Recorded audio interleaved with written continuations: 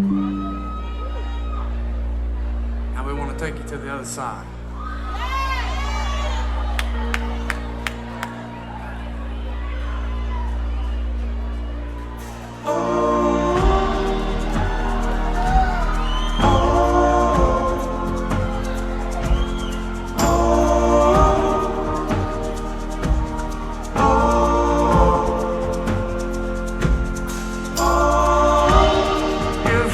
Senses fade. Meet me on the other side of paradise, free from complications of my sense of time. Fill my windless sail, broken echoes of a never-ending life, whispered conversations, twisted faces in the clouds.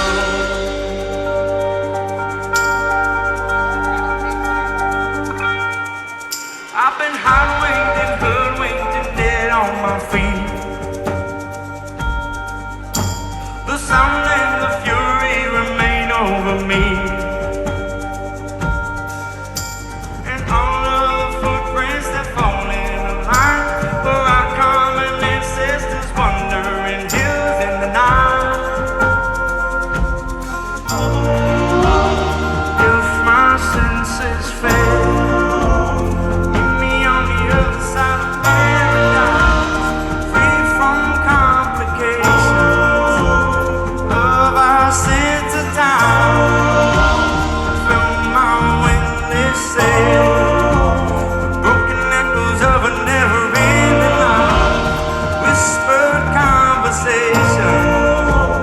twisted faces in the clouds.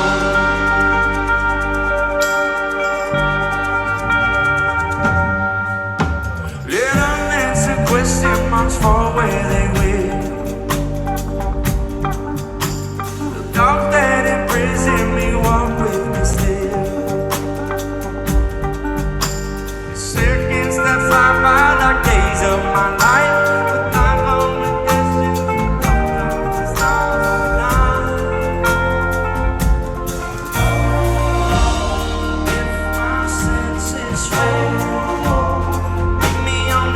Side of paradise, free from complications of our sense of time. Fill my windless sail, broken echoes of a never-ending life, whispered conversations, twisted faces in the clouds.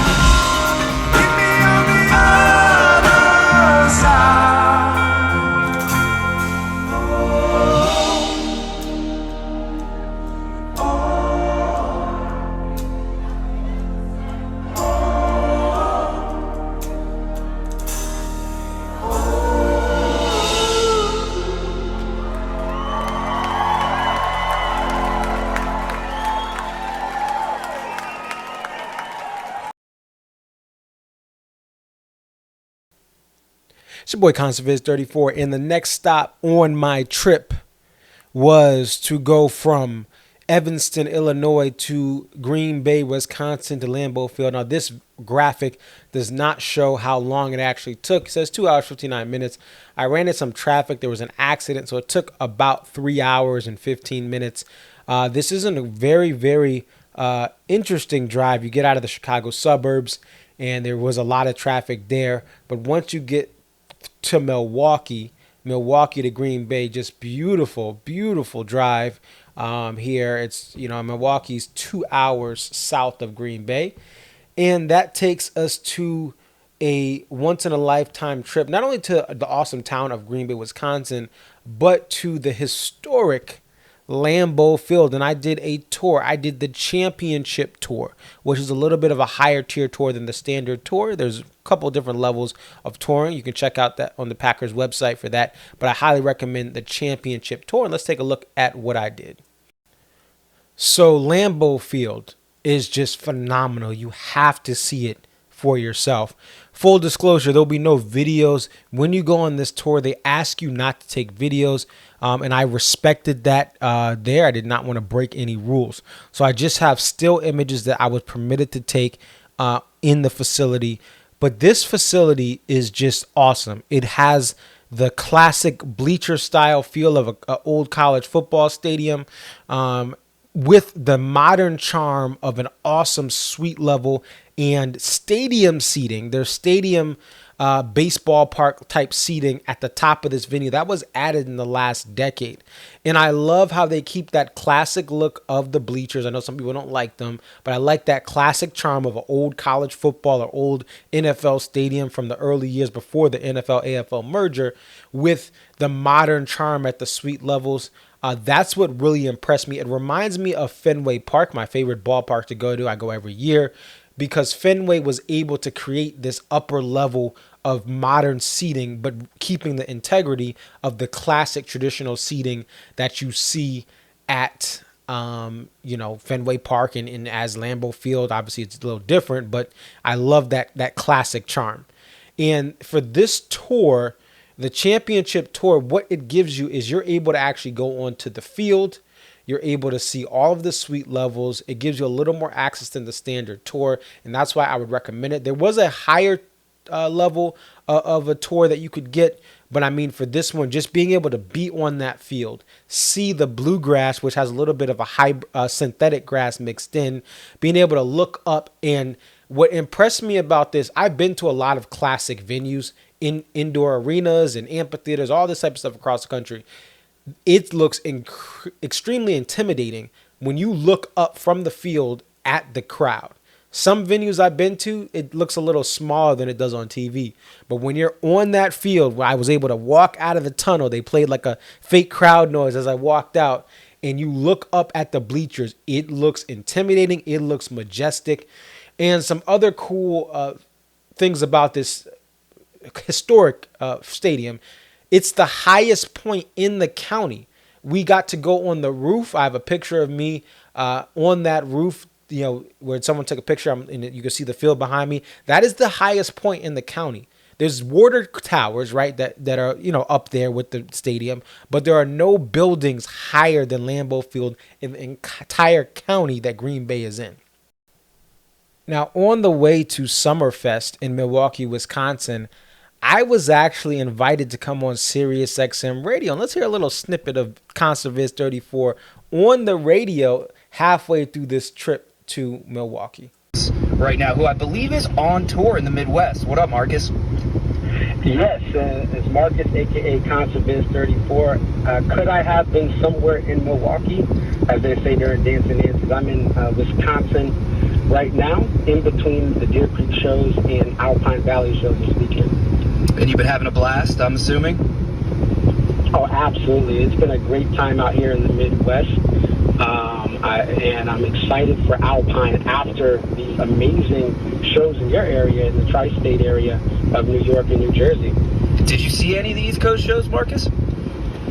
I was at Mansfield and Hartford, and those were amazing shows. I was actually on the rail and in the selfie for the Hartford picture and show, and got one of my favorite songs, The Stone, in Hartford, as the tour debut of The Stone, first Stone there in over a decade.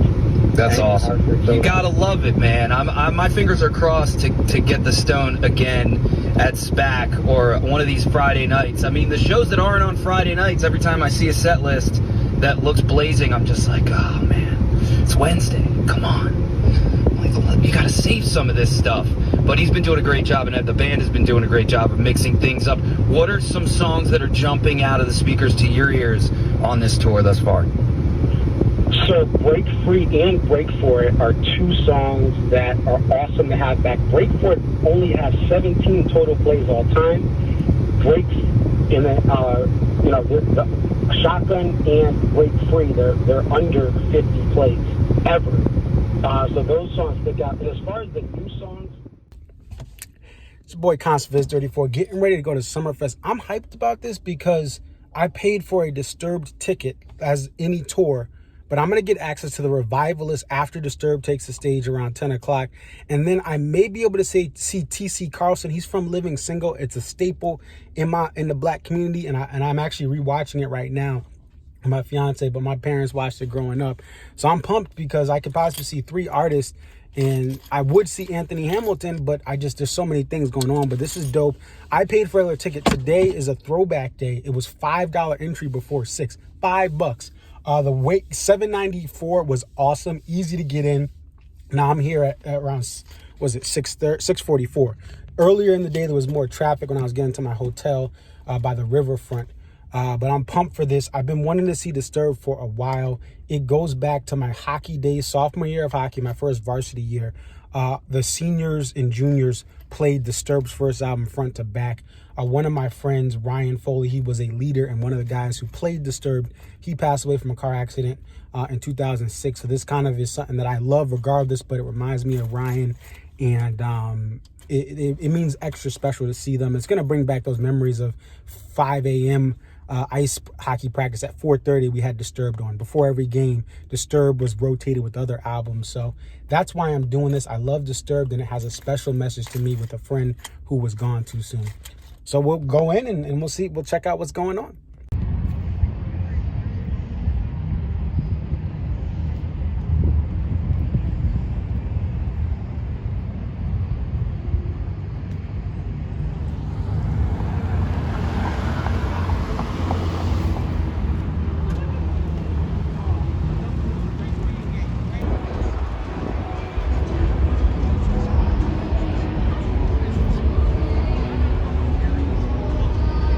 Oh yeah,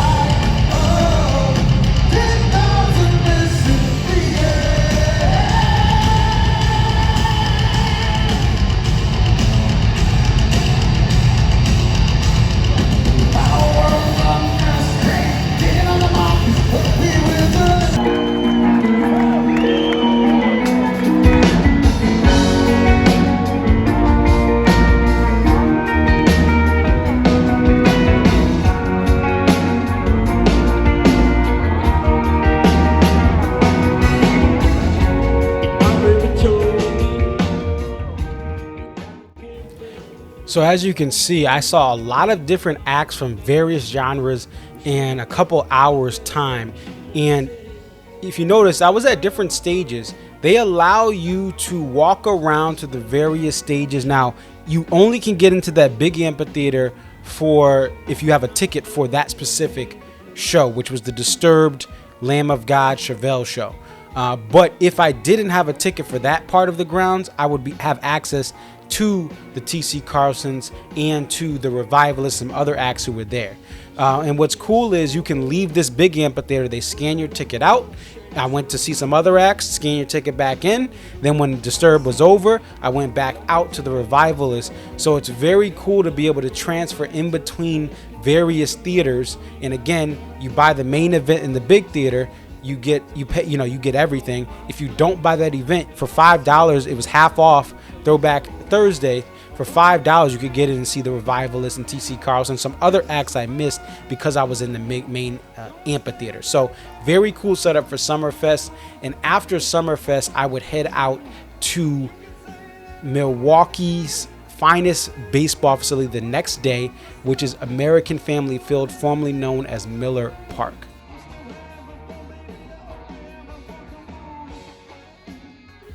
So after sleeping overnight in Milwaukee, I went to the old Miller Park at American Family Field. This is a beautiful facility. That roof is amazing. And this is a field that the people really worked hard to get done. The Brewers lost their team, the Milwaukee Braves, to Atlanta. And they went a period of time without a team. And Bud Selig and the community helped fight to bring another team there. Now there is the Hank Aaron, or aka Henry Aaron statue there. I now can say I saw the old statue at Fulton County Stadium, and now I've seen the one in Milwaukee at the site of where old Milwaukee County Stadium used to be in the current American Family Field.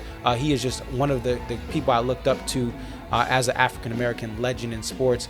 And then you have some of the other plaques, the Milwaukee Braves 1953 to 65, some of the players. I don't know how I didn't know this. Joe Torre, who I'm a Yankees fan, I didn't realize he played in Milwaukee for some of his career. I know he played for some other NL teams, but that was kind of cool. But they have a wall of fame here for the Milwaukee Braves.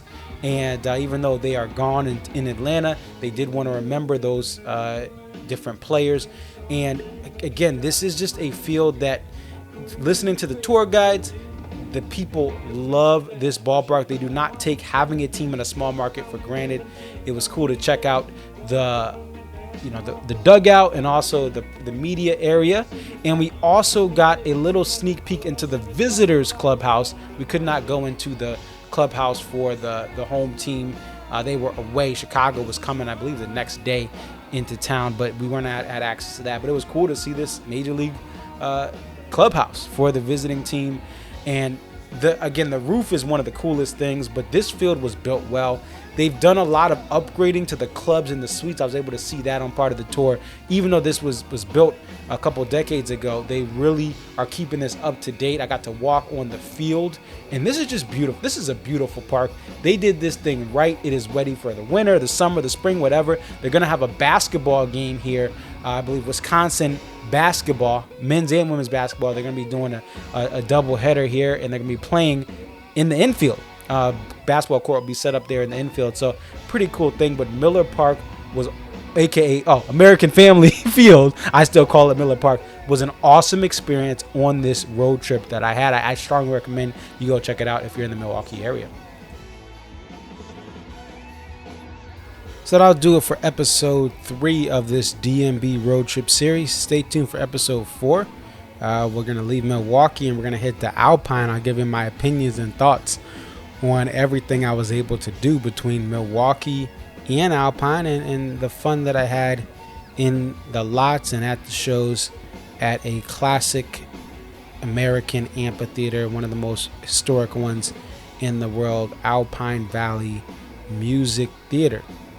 It's your boy Concertviz34. Definitely like, comment, subscribe. Thank you guys for watching, and peace.